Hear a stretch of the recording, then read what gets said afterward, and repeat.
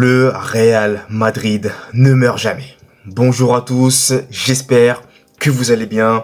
Aujourd'hui, je reviens avec vous pour débriefer la victoire du Real Madrid face au FC Barcelone dans le Classico sur le score de 3-2. Donc, on perd pas plus de temps et on attaque puisqu'il y a beaucoup de choses à dire. Déjà, premièrement, je vais commencer par parler de Lunin en première mi-temps et même en seconde mi-temps. Parce que moi, en tant que supporter madrilène, je n'ai pas du tout aimé sa prestation livrée hier soir. Beaucoup trop de fautes d'inattention, des hésitations qui auraient pu par moments provoquer des occasions de but pour le FC Barcelone et j'en passe. Donc moi, clairement, je ne rejoindrai pas ce match-là comme un match abouti de Lunin en tant que portier du Real Madrid, surtout face à l'ennemi juré. Et très honnêtement, j'étais pas du tout rassuré. Surtout sur les coups de pied arrêtés, et notamment les corners. Puisque oui, en parlant de corners, eh bien le Real va se faire prendre un but dès les premières minutes de jeu sur un corner de Rafinha, qui arrive à trouver Christensen, qui bat donc Toni Kroos de son duel, et la sortie, encore une fois, en retard, ou je sais pas s'il avait hésité de Lunin, qui permet donc au Barça de prendre les devants. Donc déjà, le Barça mène 1-0, ça commence bien pour le Real. Sauf que comme vous le savez, le Real Madrid ne meurt jamais. Encore une fois, le Real Madrid va pousser jusqu'à obtenir un péno indiscutable obtenu par Lucas Vázquez, qui pour moi a été l'un des meilleurs joueurs du Real Madrid sur ce match-là face au Barça. Il a été monstrueux. Donc honnêtement, Cafu Vázquez, comme l'aime bien le dire Riles, a été super impressionnant.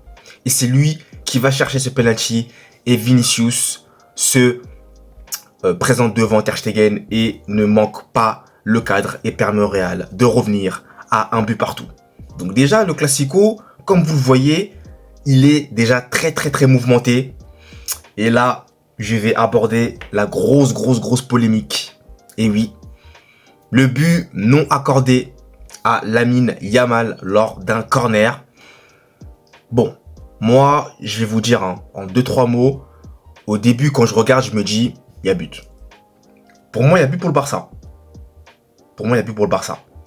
Maintenant, les arbitres, ceux qui étaient en haut pour regarder la vidéo, c'est la vidéo qu'ils ont regardé, voilà, ils ont regardé, ils ont vu probablement que le ballon n'avait pas franchi entièrement la ligne.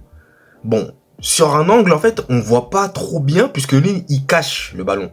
Donc nous, on peut pas regarder si le ballon a bien franchi la ligne ou pas. Par contre, il y a un autre angle où là, on peut constater et on voit si le ballon a franchi la ligne entièrement ou pas. Et c'est vrai que j'ai quand même une hésitation. Voilà, je vais quand même essayer d'être objectif. J'ai une hésitation sur le fait que le ballon ait franchi entièrement la ligne. Voilà.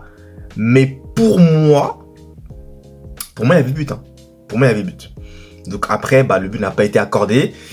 Et oui, je peux comprendre que les Barcelonais soient frustrés par cette décision.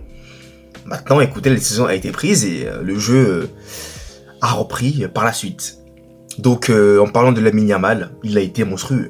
Au passage, il a mangé Camavinga. Le pauvre Camavinga s'est fait détruire par Lamine. Il a essayé, il a fait ce qu'il pouvait.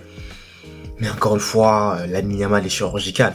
Ses accélérations, ses transmissions. Oh là là, c'était vraiment compliqué pour Camavinga face à lui. Et d'ailleurs, ce sera lui qui sera notamment à l'initiative du second but barcelonais, encore une fois, puisque Lamine Yamal était tout seul, on l'a laissé tout seul, on l'a laissé centrer, ce qu'il ne faut surtout pas faire, on l'a laissé faire, et au final, il centre, Lunin repousse, mais Fermín López surgit et marque le second but du Barça. Là, c'est en seconde mi-temps, donc le FC Barcelone reprend l'avantage. Mais encore une fois, le Real Madrid, l'ADN de ne jamais abandonner, va trouver les forces, encore une fois, pour revenir grâce cette fois-ci à une passe décisive de Vinicius en direction de Lucas Vazquez qui est récompensé et qui marque son but permettant au Real de revenir à 2 buts partout. Et à ce moment-là du match, Carlo Ancelotti fait 2 changements ultra importants, à savoir l'entrée en jeu de Brahim Diaz, de Joselu et 3 changements plutôt, ainsi que de Eder Militao. Et là, Brahim Diaz, qui est entré en jeu, va nous faire une percée fantastique, va servir je ne sais plus quel autre joueur, si c'est Valverde ou Vasquez, désolé si je me trompe, et c'est l'un des deux qui va servir au second poteau, Monsieur Bellingham Zidane, qui nous met un plat du pied gauche, magnifique, pleine lucarne. Ter Stegen ne peut absolument rien faire, et le Real Madrid relaie de ses cendres, et le Real Madrid s'impose sur le score incroyable de 3-2 après avoir été mené 2 fois dans la rencontre.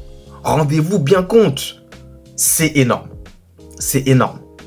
Sinon, je tiens également à présenter un prompt rétablissement à De Jong qui est sorti sur blessure côté barcelonais. Et je félicite également le Barça pour leur très beau match.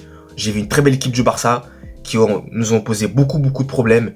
Et très honnêtement, ils méritaient, je pense, mieux. Maintenant, le Real Madrid, c'est l'ADN du champion. Il n'abandonne jamais.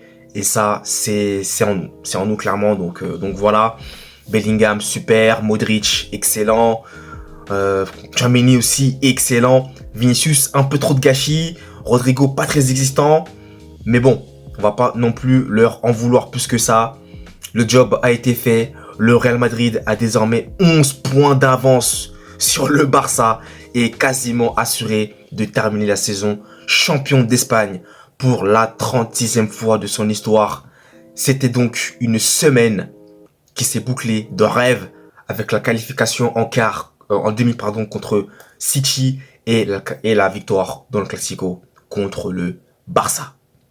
Et côté barcelonais, Lamine Yamal a été l'élément perturbateur, l'élément vraiment dangereux côté barcelonais au niveau offensif, puisque Levan, malheureusement, et Rafinha n'ont pas été très en vue. Donc écoutez les amis, ce débrief prend désormais fin. Merci à vous de l'avoir suivi et nous, on se retrouve très vite pour de nouvelles vidéos. Allez, peace!